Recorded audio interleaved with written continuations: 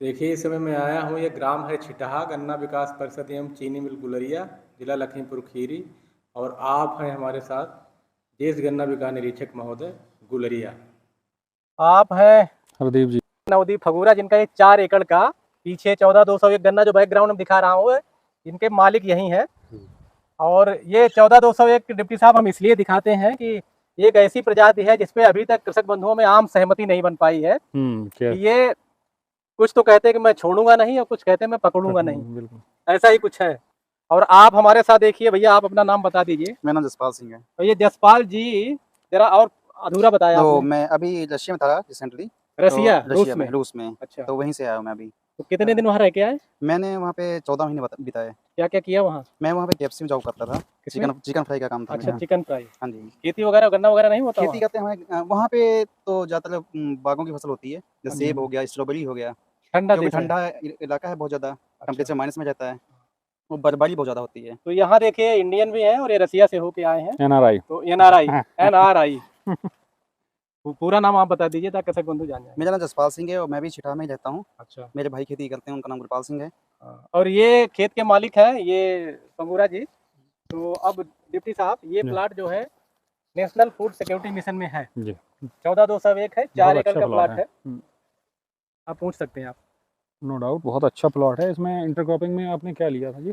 Sir इसमें सरसों थी सर, डबल लाइन वाली। सरसों थी और हार्वेस्ट हो गई है। हाँ जी सर। तो एकरेज में कितना मिला आपको उत्पादन पर एकड़ अगर लें तो? सर इस बार तो सरसों का जो उत्पादन था वो ओवरऑल बहुत अच्छा था जी। तो सर हमारा जो इसमें 2 लाइन की सरसों थी, तो सर मेन जो था वो गन्ने पे फोकस था। सरसों तो एक वो तो सेकेंडरी ठीक है, हो, लेकिन ठीक है, उससे इनपुट कॉस्ट थोड़ी पाँच- हल्की हो जाती है। सर 5 कुंटल की एवरेज आई थी। तो बहुत अच्छी है। हरदीप जी ने 4 बताई, आपने 5 बताई, उत्पादन रहा। ये सर काफ़ी शॉर्ट हाइट वाली थी। हाँ, तो आपने 4 हेक्टेयर में काफ़ी अच्छा किया हुआ है और उत्पादन अच्छा हुआ।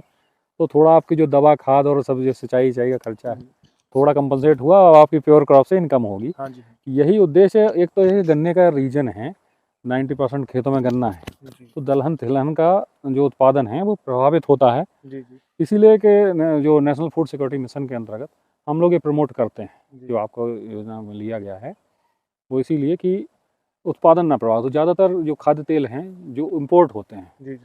तो आप लोगों से यही अनुरोध रहता है कि आप लोग गन्ने के बीच में इंटरक्रॉपिंग करें और दलहन या तिलहन का उत्पादन करें, ताकि देश की जो विदेशी मुद्रा है वो बाहर ना जाए। और यहाँ जब हम लोग के पास है व्यवस्था तो क्यों ना करें। वैसे भी सर, और एक्स्ट्रा इनकम भी है। अगर सर हम लोग ट्रेंच वाला गन्ना ले रहे हैं और वो भी शरद कार्य है, बिल्कुल तो सर प्योर गन्ना बोना नहीं चाहिए।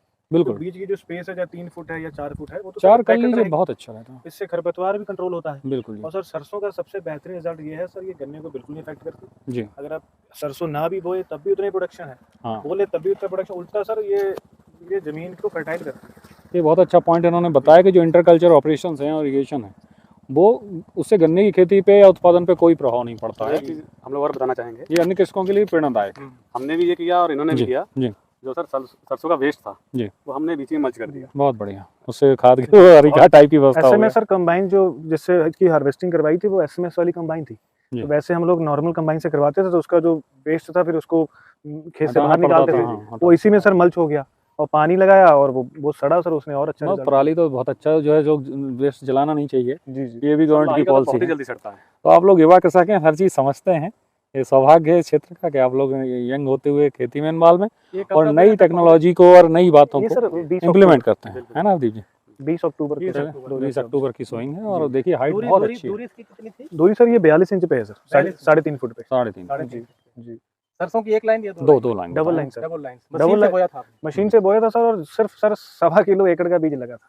1.25 किलो में सवा उत्पादन किलो ले लिया जी। आपने। वो सर हम दरअसल फैक्ट्री के थ्रू मिली हुई उसमें गरारियां हैं सर, जी। तो उसमें आप जितनी पतली गरारी रखेंगे उतना जो बीज की खपत है वो कम है। और एक उसमें 2 मॉडल आते हैं सर, एक शायद D13 है, एक D4 करके है।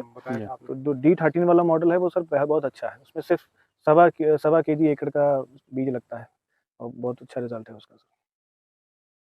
तो ये शुरुआत में मैं जब इंट्रोड्यूस कर रहा था तो कह रहा था कि ये एक ऐसी प्रजाति है जी। जो कृषक बंधु कहते हैं जिनको समझ में आ गई वो कहते हैं मैं छोड़ूंगा नहीं। जी। और आप तीसरी फसल ले रहे हैं, दूसरी पेड़ी। ये भी ले रहे हैं, दोनों लोग ले रहे हैं। अच्छा, आप भी ले रहे हाँ हैं, जी यानी कोलक 14,201 की डिप्टी साहब ये जी। तीसरी फसल यानी दूसरी पेड़ी, एक पौधा और एक पेड़ी काट लिया और एक नहीं, बहुत अच्छा प्रदर्शन तीसरी वाली प्लॉट में है सर आप हाइट बराबर दूसरों के लिए। अच्छा, हाँ, हाइट वो सर मेजर रीजन यही है सर, वो 42 इंच पे थी तो वो अफेक्ट नहीं हुई। जैसी पेड़ी थी वैसी सर की पेड़ी है रेटू। तो आपका कहने का मतलब अगर दूरी इसमें ठीक हो, क्योंकि फुटाव ज्यादा करती है तो पौधे में तो चलिए जो है जी पीढ़ी में जब आरएमडी वगैरह चलाएंगे तो फुटाव और करती है। जी जी सर, तो वहाँ अगर आप दूरी नहीं रखेंगे तो फिर कंपटीशन में गन्ने उतने अच्छे नहीं गन्ने बनते। पतले हो डेप्टी जाते साहब। जी जी। 4 फुट से प्लस और अगर दूरी होगी तो तीसरी भी आप फसल तीसरी भी ले ले सकते सकते हैं। हैं। तो इस पे आप बताइए कि बहुत सारे कृषक बंधु इसको मतलब पसंद नहीं कर रहे हैं और आप लोग छोड़ना नहीं चाहते, इसका रीजन क्या है?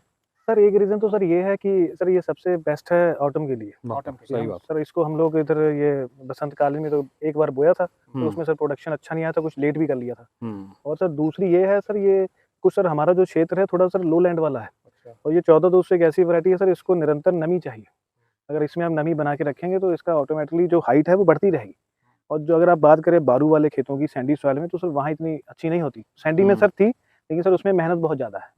और थोड़ा एक- मजबूत खेत होना जी चाहिए। मजबूत खेत होना चाहिए और ऑटम की बुआई होनी चाहिए और निरंतर नमी बनी रहे।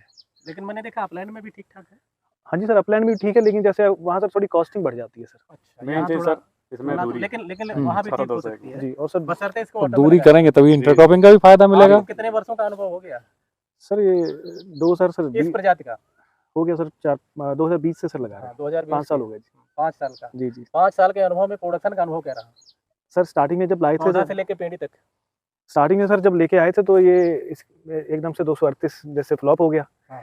तो इसको लेके आए और उसने ज़्यादा हाइट नहीं ली थी सर। और कुछ ये भी मेन था कि बीज तैयार करना है। हाँ, तो ज़्यादा बढ़ाने की जरूरत जी तो सर उसमें 300 के राउंड आया था, और फिर ईयर बाई ईयर सर फिर हमने 400 भी लिया।